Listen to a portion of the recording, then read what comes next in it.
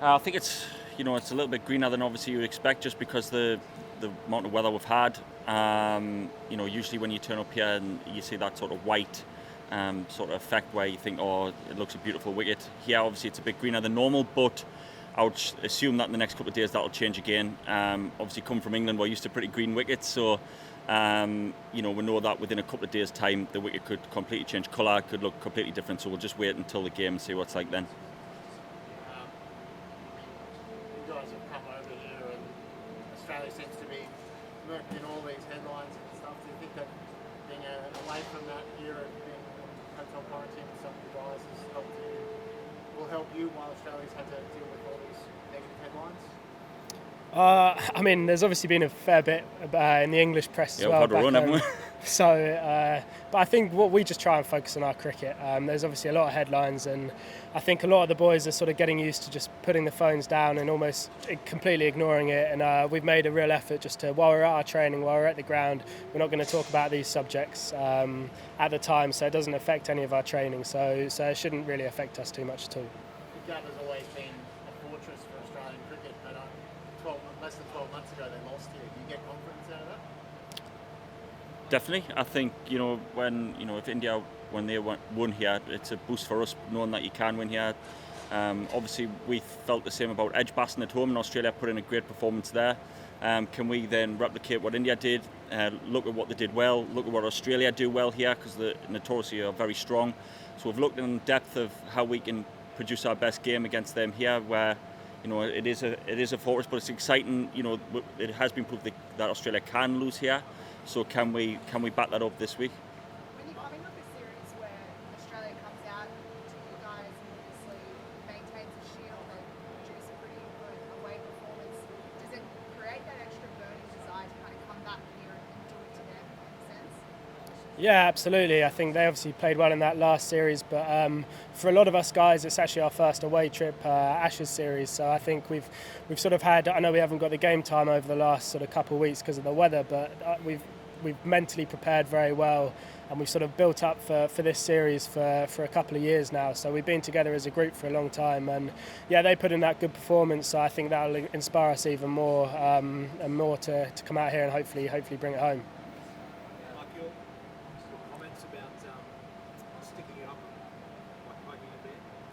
Definitely, I think it's a bit of a laugh. We've got to have a bit of joke. It's going to be great entertainment when we're out there. So, they'll be more than happy to give it back to me. So, it's all fun and games. It's going to be a great series, very competitive, and let's just have a laugh with it and roll with it. We saw Ben getting a bit of work during training this morning on that finger and that hand.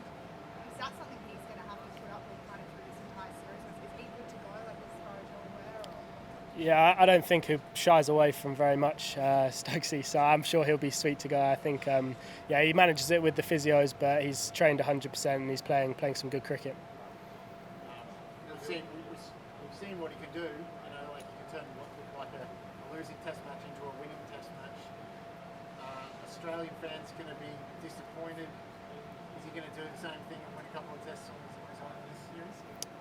Who knows with Stokesy? I think we've got a squad out here, and I'm sure each player will want to be that guy and put their hand up. But he's obviously got this ability that not many players have, so he can easily turn a game around just like that. But I'm sure with the squad that we've got out here, hopefully we don't have to rely on him too much to do that. I know you play a lot of cricket.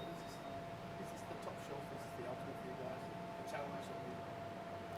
challenge? I don't think it gets bigger than this for an English cricketer. To play away in Australia, it's a massive deal to try and win here. For your sort of career is looked back on, especially Test career. Can you win in Australia? Those lads that won a few years ago, they're all legends back home because of what they did. So we've got a huge opportunity. It's against a very, very good Australian side, but if we can put our best foot forward and give it a right go, then you never know. So that's what we're trying to do.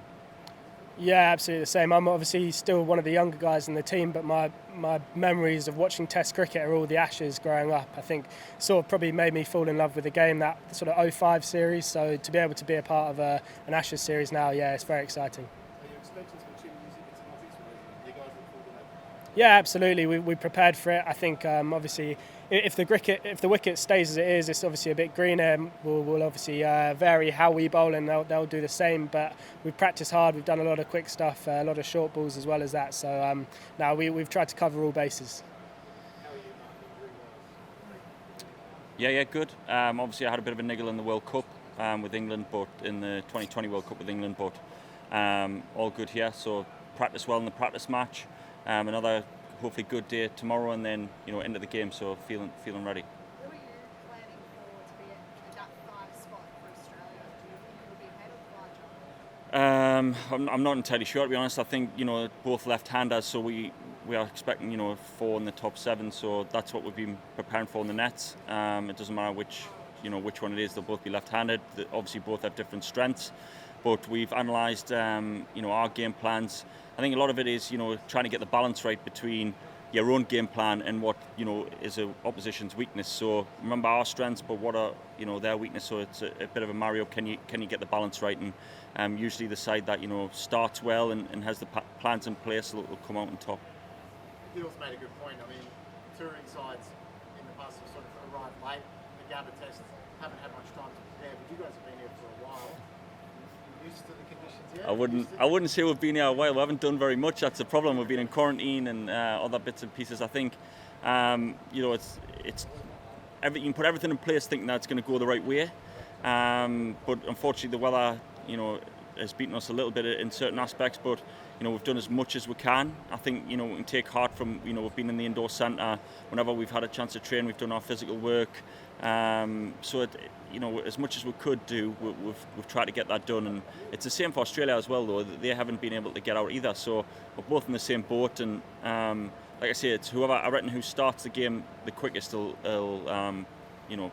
really drive the game forward. It's never easy. We just lost the captain of Australia. Is that fair to say you guys saw that? It does cause disruption, doesn't it? You guys will make us to see a big way there? Yeah, I mean, like you said, it does cause disruption from within their squad. But again, we try and not focus on it too much. We haven't really had many conversations about it at all. They'll obviously put their squad out, put their side out, and their replacement obviously looks like Carey. So I'm sure we'll just adapt to our game plans and make sure we've got good plans in line for him. But other than that, yeah, like we said, we want to just focus on our strengths while we're here as well. And if there is any weaknesses that open up, we'll try and attack that. But yeah, we're going to focus on doing our skills as best as we can.